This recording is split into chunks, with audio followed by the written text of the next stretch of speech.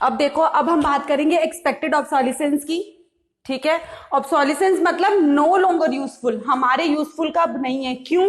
क्योंकि कुछ नया इन्वेंट हो चुका है। ठीक है, टेक्नोलॉजी नई आ चुकी है, वो होता है ऑब्सोलिसेंस। तो एक्सपेक्टेड ऑब्सोलिसेंस मतलब हमें एक्सपेक्टेड था कि ये होगा। ठीक है, देखो, EO refers to the loss of fixed assets when these become obsolete due to the innovation. कुछ और भी तो नया आ सकता है, अपग्रेड हो सकती है ना टेक्नोलॉजी। टेक्नोलॉजी में कुछ नया आ सकता है, कुछ नई टेक्नोलॉजी हो गई है जो लोगों को अब पसंद ही नहीं आएगी पुरानी। ठीक है, वो स्विच करेंगे ही करेंगे। तो एक्सपेक्टेड ऑब्सोलिसेंस का मतलब होता है the loss of fixed assets. जब फिक्स्ड एसेट्स में लॉस होता है, जब वो ऑब्सोलीट हो जाती हैं ड्यू टू द इनोवेशन और upgradation in technology, change in demand, उनकी डिमांड चेंज हो गई है। पहले जो 10,000 यूनिट्स की जो डिमांड थी वो अब नील हो चुकी है।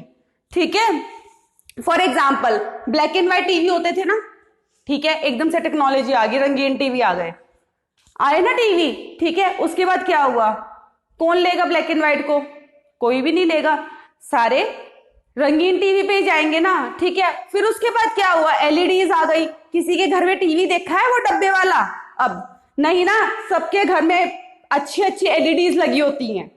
ठीक है, तो ये होता है चेंज इन टेक्नोलॉजी, जिसकी वजह से जो फिक्स्ड एसेट्स होती हैं वो डेप्रिशिएट हो जाती है, वो ऑब्सोलीट हो जाती है। क्यों? क्योंकि वो नो लॉन्गर यूजफुल है हमारे लिए। टेक्नोलॉजी में चेंज आ चुका है, बट ये एक्सपेक्टेड था। आज जिस दुनिया में हम रह रहे हैं, क्या 20 साल बाद वही चीज होगी? टेक्नोलॉजी चेंज हो गई ना, तो ये वाली सारी चीजें ऑब्सोलीट हो जाएंगी ना। ठीक है, अब देखो, this is called E O owing to the change in technology, right. अब है अनएक्सपेक्टेड। ये एक्सपेक्टेड था ना, अभी मैंने क्या एग्जांपल दिया, जिस दुनिया में हम रह रहे हैं, जो चीज हमारे आसपास की है, जो टेक्नोलॉजी है हमारे आसपास की, वो ऑब्सोलीट होगी या नहीं होगी, दैट इज एक्सपेक्टेड ना। मैं एक्सपेक्ट कर रही हूं ना कि 20 साल बाद ये सारी चीजें नहीं रहेंगी। जो गाड़ियां सड़कों पर चल रही है वो गाड़ियां हवा में चलेंगी, एक्सपेक्टेड है ना ये। ठीक है, अब बात करते हैं अनएक्सपेक्टेड की। अनएक्सपेक्टेड में देखो, अब मेरे को तो नहीं पता ना, अब से 10 मिनट बाद यहां पर अर्थक्वेक आ जाएगा, नहीं पता ना, फ्लड्स आ जाएंगे, एकदम से फायर लग जाएगी फैक्ट्री में, जितनी भी मशीनरी है वो सारी क्या हो जाएंगी? वेस्ट हो जाएंगी। ठीक है, खत्म हो जाएंगी। ठीक है, अब देखो, एक्सपेक्टेड के लिए हम बना सकते हैं ना डेप्रिसिएशन रिजर्व फंड, अनएक्सपेक्टेड के लिए तो डेप्रिसिएशन रिजर्व फंड नहीं बना सकते ना। इसके लिए क्या किया जाता है? उनकी इंश्योरेंस करवाई जाती है, जो बाद में आपको अगर लॉस होता है तो वो कौन करेगा? इंश्योरेंस कंपनी पे करेगी। अगर आपकी मशीनरी का इंश्योरेंस है, ठीक है, आगे आने वाले के बाद मान लो फायर लग गई तुम्हारी फैक्ट्री में, उसके अंदर वो मशीनरी जल गई, कुछ भी हो गया, खत्म हो गई मान लो, ठीक है, इंश्योरेंस कंपनी क्लेम करेगी ना आपको, अगर आपने इंश्योरेंस करवाया होगा। तो अनएक्सपेक्टेड के लिए आपको इंश्योरेंस कंपनी पे करती है, वो लॉस आप इंश्योरेंस से आपका कवर हो सकता है। ठीक है, तो अब देखो अनएक्सपेक्टेड में क्या आ गया? नेचुरल कैलेमिटीज आ गई आपकी, अर्थक्वेक, फ्लड्स, फायर आ गए, fall in the market value of assets, economic recession आ गया भाई, उसकी वजह से मार्केट वैल्यू क्या हो गई? उसकी फॉल हो गई। ठीक है, तो ये भी अनएक्सपेक्टेड है। ठीक है, अब देखो, due to the unexpected obsolescence called, अब जो ये अनएक्सपेक्टेड ऑब्सोलिसेंस के कारण जो आपको लॉस होता है ना, मान लो अर्थक्वेक आ गया, मशीनरी खत्म होगी, वो जो लॉस है ना, उसको क्या बोलते हैं? Capital loss. ठीक है, उसको क्या बोलेंगे? Capital loss. और ये जो लॉस है, ये हम डीआरएफ के पार्ट को कंसीडर नहीं कर सकते, इसमें हम कंसीडर नहीं कर सकते। ये लॉस आपका कौन, किससे कंप्लीट होगा? इंश्योरेंस से कंप्लीट होगा। ठीक है, अब देखो क्वेश्चन क्या आता है कि क्या डेप्रिसिएशन एक रियल एक्सपेंस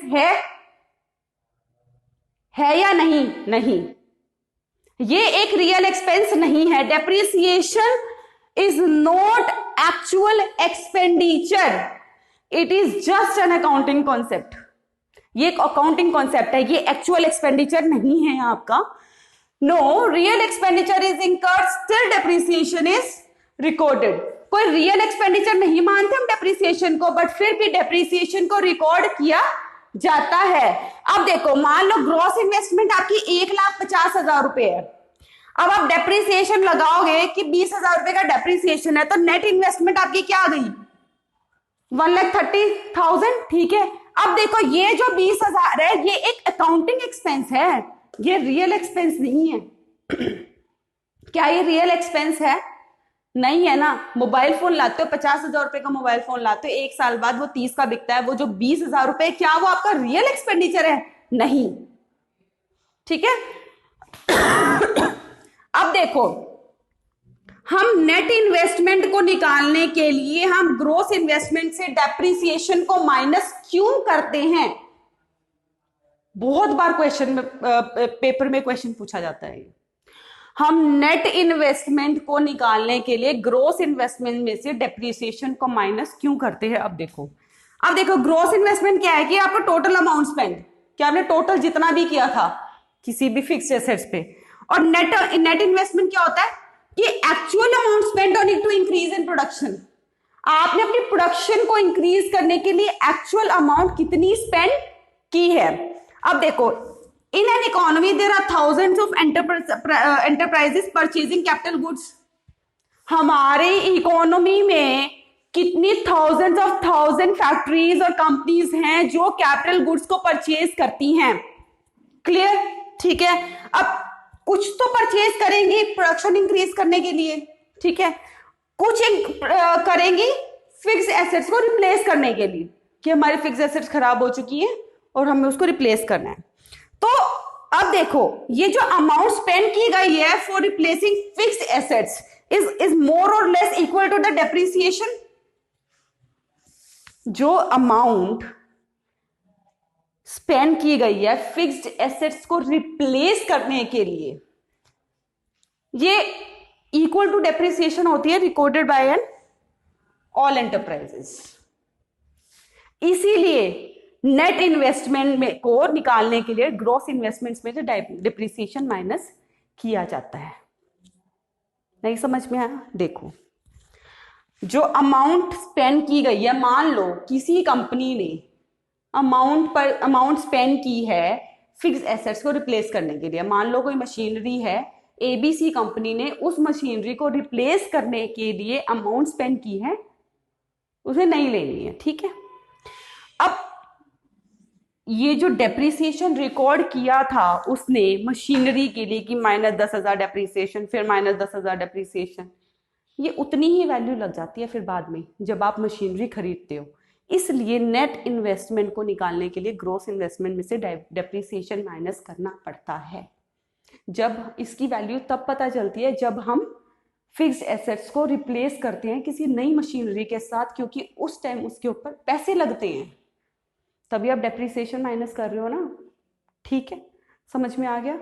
तो ये आपका डेप्रिसिएशन का कॉन्सेप्ट था।